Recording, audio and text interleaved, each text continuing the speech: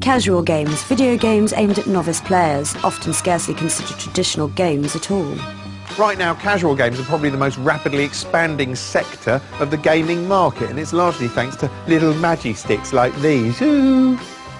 I'm not a huge fan of the Wii, largely because sitting around on my sofa flapping my arms around isn't my idea of entertainment. Although it does make some games, such as the brightly coloured Cooking Mama here, accessible to newcomers, because you're performing actions rather than jabbing a complex array of buttons. Of course, the next step is to remove the buttons and controllers completely. Witness Project NATAL from Microsoft, in which the controller is you. Here we see the outright creepy promotional video for Project NATAL, in which it seems you have to sort of groom a boy called Milo. Hiya Milo, how you doing? Hi Claire, you okay? Actually, I'm a bit nervous. You? Nervous? I don't believe it. Presumably instead of a high score table there's some sort of offenders register. You've got to put these goggles on. Goggles?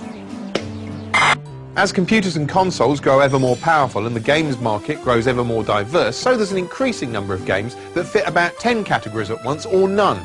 For instance, how do you define the bizarre wind-em-up flower in which you control a breeze blowing petals around? Or the serene safari photography game Africa? There are countless pacifist titles out there, but the broadcast media tends to ignore them in favour of highlighting more violent fare.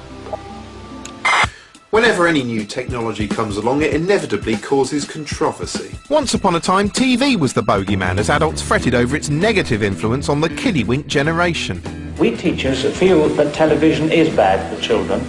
Despite being a less sedentary and arguably more challenging pastime than television, video games have been demonised more than the Gogglebox ever was. Of course, even some early games were asking for it, such as the ghoulish arcade game Death Race, in which you had to squish people to survive. It caused an outcry in America, although the visuals were so basic, the actual cabinet was more grisly than the game itself. Here's a rare example of an early commercial controversial game, Beat 'em and Eat 'em on the Atari 2600, in which you control two naked women there at the bottom of the screen. You have to move them left and right to swallow semen being ejaculated by a man on the roof. It's basically just simulating an average Saturday night in Plymouth. Explicitly adult games tended to be flogged in small ads in the back of computer mags or illicitly swapped around on pirated tapes, but they did exist. Take this charming Portuguese game, Sex Crime, on the ZX Spectrum, in which you play a man who has to run around a hospital having sex with women in comas without getting caught. It's alright, it's not as good as the real thing, obviously. These early nasty games tended to look so basic they were more like tasteless scribbles than anything else, the equivalent of a knob scrawled on an exercise book. They were largely ignored, partly because they were dreadful and partly because it was just widely accepted that adults were using home computers and playing games, not just kids. But by the 90s something had changed. The graphics had improved for one thing, and the success of Mario and Sonic meant that games were largely perceived by the rest of the media as being children's toys. Consequently, if anything even vaguely grown up reared its head in video game form, it could only be processed as a terrible threat to our youth. MPs have criticised the makers of a new video computer game after reports said it featured the mutilation of women. One MP said it shouldn't be sold in this country because it would have a bad effect on children. One sequence in Night Trap in particular, in which a girl is stalked and seized by ghoulish figures, then put in a metal clamp around her neck and dragged off screaming, has provoked a hostile reaction. Despite the hostile reaction, Night Trap was actually a fairly daft and broad horror movie spoof in which you played a CCTV operator trying to spring traps and save women from some stupid alien intruders in masks. What it undoubtedly wasn't was an educational tool aimed at teaching children to maim and to murder and to mutilate. Only an idiot could possibly think that it was.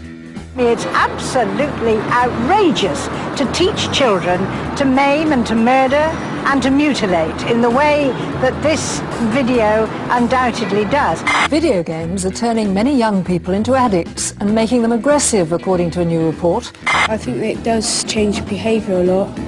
Because, like, if your mum said to you, you've got to do your homework, I'd say, no, I'm playing my Game Boy, wait till I finish my game or something. Yeah, of course, in the old days when everyone played with, I don't know, wooden pegs, kids couldn't wait to do their homework. Still, at least video games weren't, I don't know, sending out subliminal messages that you could condemn as manipulative and sinister. A computer game that sends out subliminal messages has been condemned as manipulative and sinister. This is the game that's causing alarm among parents. Really? Really, is it?